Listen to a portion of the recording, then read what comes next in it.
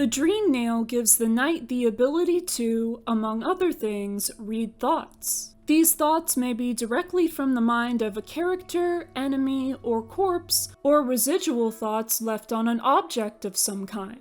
Much of this dialogue gives lore, but some of it is rather unclear. In this video, I'll be taking a look at some of the stranger lines of Dreamnail dialogue in the game and attempting to figure out what they mean or are referring to. I'll start with Tuck's thoughts. In normal mode and Steel Soul mode, she is implied to be looking for something or someone. I have a theory that the someone she's looking for is another creature very similar to her, Boone. Boone is never seen in the actual game, only the Quirrell comic.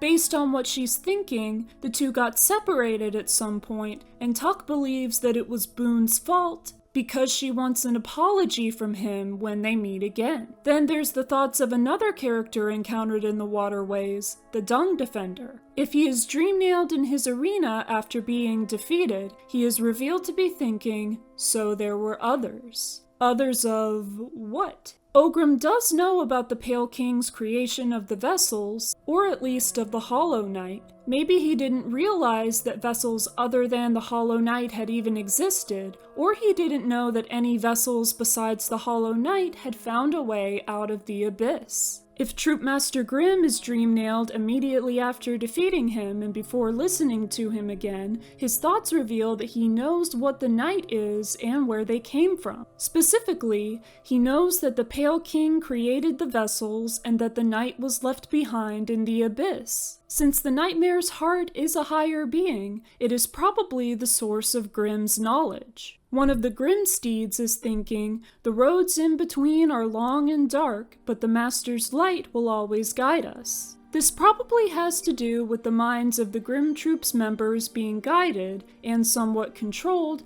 by the Nightmare's heart, and the heart is likely what allows them to keep their intelligence in the wastes between lands and kingdoms that they visit.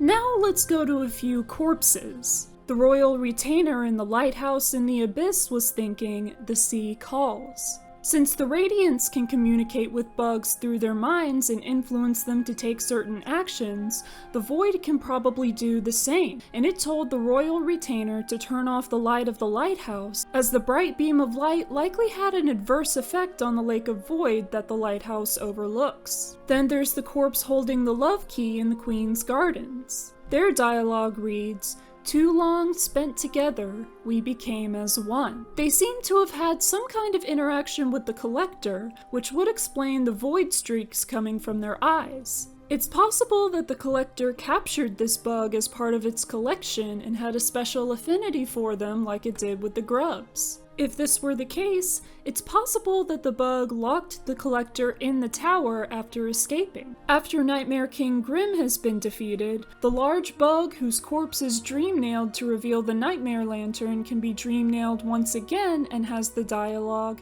"Master, my role, apart from you, apart from kin, it pains me so." Since the Grimm Troop's purpose is to travel between lands and collect nightmare essence for the heart to consume, there must inevitably be some members who must travel to these lands and establish a means of communication with the troop by setting up a nightmare lantern. This bug's thoughts may indicate that traveling this distance from the rest of the troop, and particularly its master, who is essentially the vessel of the nightmare's heart, is difficult for them to endure. It could even be how this bug died, if it wasn't the infection or the harsh natural conditions in the surrounding environment of the Howling Cliffs. Isma's corpse in her grove has the dream-nail dialogue, "Ogrim, there's no time." She may have been thinking this because she was aware that she was close to death, possibly from the infection, and that there was no time to save her from whatever was killing her. In the room of the abyss where Abyss Shriek is acquired, a totem in the shape of several screaming faces has the dream-nail dialogue, "Our voices will cry out again." This room was possibly involved in some kind of ritual in which the bugs of the ancient void-worshipping civilization would channel the power of the void using their voices. The Abyss Shriek spell was likely imbued into the totem in order to preserve the practice, as well as the thoughts of those ancient bugs and the same void that they used to channel there.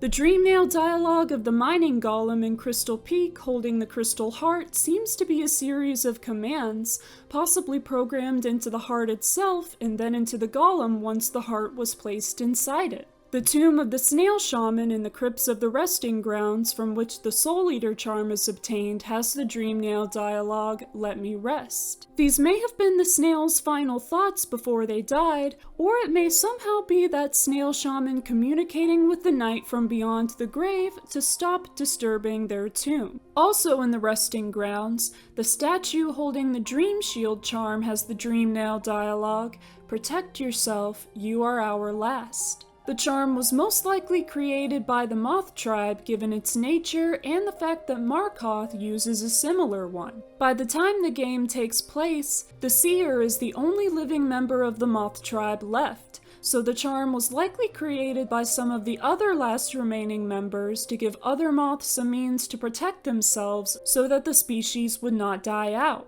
The moths were a pacifist species, so they likely did not have many means to protect themselves from physical dangers, and with a shield in particular, they could defend without having to fight back. The rest of the Dreamnail dialogue in the game is fairly easy to figure out with its given context, but these excerpts were ones that I found particularly mysterious and requiring a bit more thought to figure out. What do you think of my interpretations of these lines? Is there any other Dreamnail dialogue from the game that you find to be similarly cryptic? Let me know in the comments. Thank you for watching this video. I've got many more on Hollow Knight and other media, so be sure to check those out and subscribe if you haven't. I hope you have a great day, and I'll see you next time.